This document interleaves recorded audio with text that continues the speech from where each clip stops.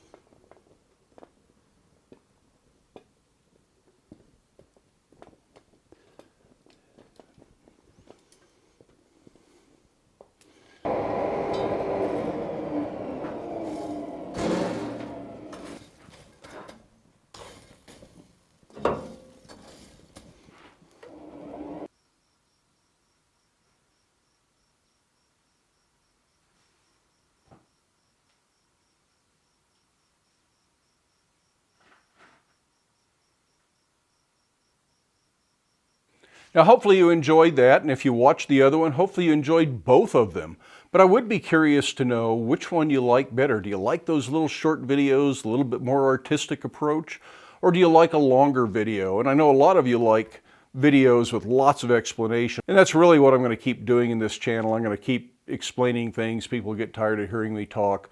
But if you've got an opinion on what style you like better, if you like to see a little of this, a little of that, by all means, leave a comment down there in the comment section. I'm always interested to hear what you folks have to say. This doesn't really signal any kind of a significant change in the way I'm doing videos. It's just part of my evolution as a videographer and now perhaps filmmaker. And with any luck, something I've learned here will make the regular videos better, but we will keep explaining what we're doing. We will keep making them learning lessons and not just entertainment videos.